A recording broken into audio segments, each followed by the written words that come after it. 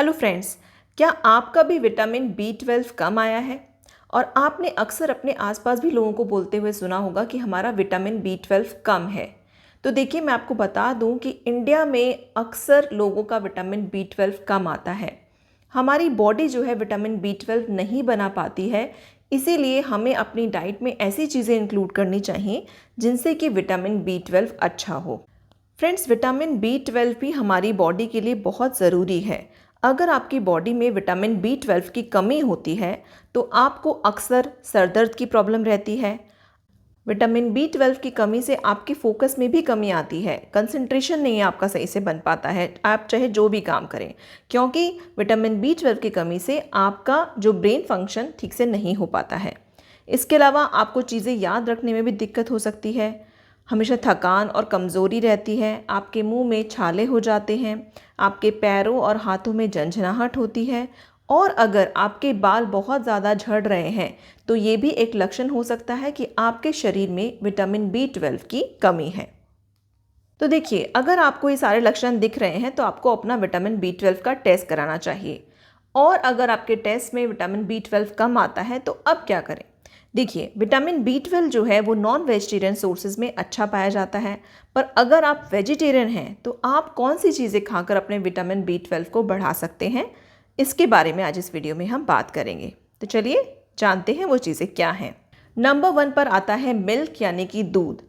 आपको अच्छी अमाउंट में दूध पीना चाहिए। दिन में कम से कम 1 ग्लास दूध आप ज़रूर पीजिए, क्योंकि ये विटामिन B12 का अच्छा सोर्स होता है। अगर आप दूध ना पीने की गलती कर रहे हैं तो आज से ही ये गलती सुधार लें, वरना आपका विटामिन B12 जो है वो कम ही रहेगा। देखिए, दूध के साथ साथ आप दूध से बनी हुई चीज़ें लेंगे तो इसमें भी विटामिन B12 पाया जाता है। जैसे कि आप दही लीजिए, छाछ लीजिए, पनीर लीजिए, ये सब भी विटामिन B12 का अच्छा सोर्स होते हैं। नंबर 2 पर आता है पालक। पालक खाने से भी आपका विटामिन B12 अच्छा होता है। हफ्ते में 1 या 2 बार पालक ज़रूर खाएं। आप पालक की सब्जी खा सकते हैं, पालक का सूप बनाकर खा सकते हैं।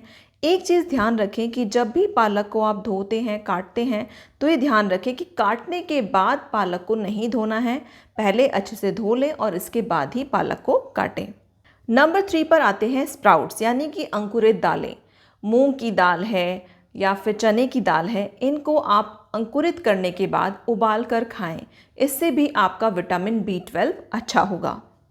नंबर 3 पर आता है किशमिश। जी हाँ, किशमिश खाने से भी आपकी बॉडी में विटामिन B12 का लेवल अच्छा होगा।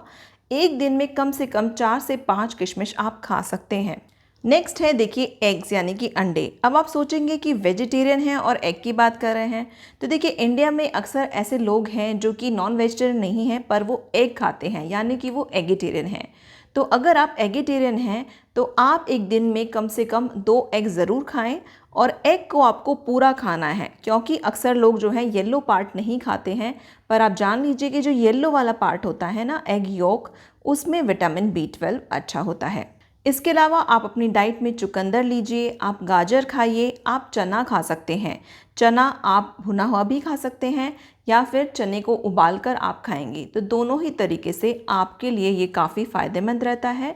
इन सब चीज़ों को अगर आप रेगुलरली खाते हैं तो आप 1 महीने में ही अपने विटामिन B12 में अंतर पाएंगे। आपके शरीर में कमज़ोरी नहीं होगी, आपका हर चीज़ में मन लगेगा, थकान, सर दर्द, बालों का झड़ना, इन सब में आपको आराम मिलेगा। तो फ्रेंड्स, आज से ही इन सारी चीज़ों को खाना बिल्कुल स्टार्ट कर दें। क्या आप डेली दूध पीते हैं? कमेंट बॉक्स में बताइएगा। अब मिलते हैं आपसे नेक्स्ट वीडियो में। Thank you for watching.